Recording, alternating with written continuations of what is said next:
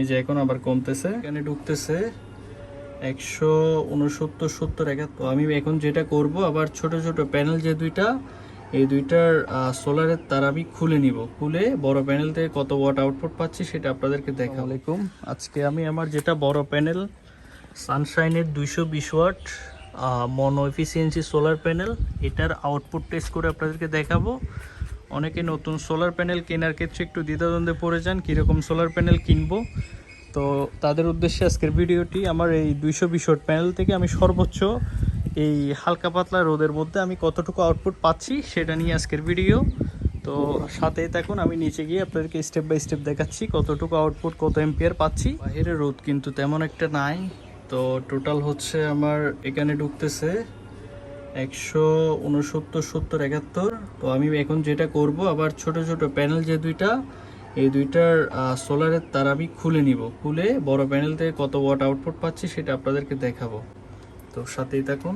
এই যে দেখেন 140 ওয়াট করে ঢুকতেছে বর্তমানে, 141 ওয়াট, 42 ওয়াট, 43। তো এরকম বেড়েই যাচ্ছে। আমি কিন্তু আমার যে দুইটা ছোট ছোট প্যানেলের মানে সোলারের আউটপুট যেটা তার, এটা হচ্ছে আমি এই কন্ট্রোলার থেকে খুলে নিছি যাতে এটার আউটপুট না পাই। তো এই যে দেখেন আলহামদুলিল্লাহ 146 ওয়াট, এটা হচ্ছে 220 ওয়াটের যেটা প্যানেল সেটা থেকে প্রায় 146, 47 ওয়াট পর্যন্ত সর্বোচ্চ পাচ্ছি। তো এখন কিন্তু টোটালি রোদ তেমন একটা নাই, আপনারা যদি দেখেন অতিরিক্ত বেশি নাই। এই যে এখন আবার কমতেছে, কারণ রোদ হচ্ছে এখন একটু ডাউন হচ্ছে। আমার ব্যাটারি মোটামুটি ফুল চার্জ, তো তার উপরে আবার আমি ওইখানে কম্পিউটার কিন্তু রানিং আছে একটা। এই যে এখন আবার কমতেছে। তো এখন হচ্ছে প্রায় ব্যাটারির ভোল্ট হচ্ছে প্রায় 14 আছে, 14-র মধ্যেও কিন্তু আমি 10 থেকে 11 এম্পিয়ার পাচ্ছি, ঠিক আছে।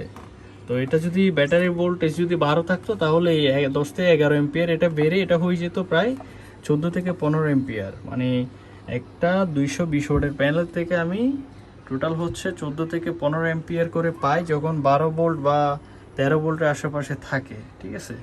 তো টোটাল আমি সর্বোচ্চ ম্যাক্সিমাম আউটপুট হচ্ছে 150 ওয়াট পর্যন্ত পেয়েছি 220 ওয়াট প্যানেল থেকে। তো আমরা যদি সচরাচর হিসাব করি, একটা প্যানেলের 70% যদি হিসাব করি তাও হচ্ছে 140-45 ওয়াটের মতো আসে আর কি 220 ওয়াটের মধ্যে। তো আলহামদুলিল্লাহ সেক্ষেত্রে সানশাইনের যেটা মনো 220 ওয়াট প্যানেল, এটা থেকে ভালোই আউটপুট পাচ্ছি। এই হচ্ছে আমার 220 ওয়াট প্যানেলের আউটপুটের অবস্থা। আপনারা কি সোলার প্যানেল ব্যবহার করেন অবশ্যই কমেন্ট করে জানাবেন।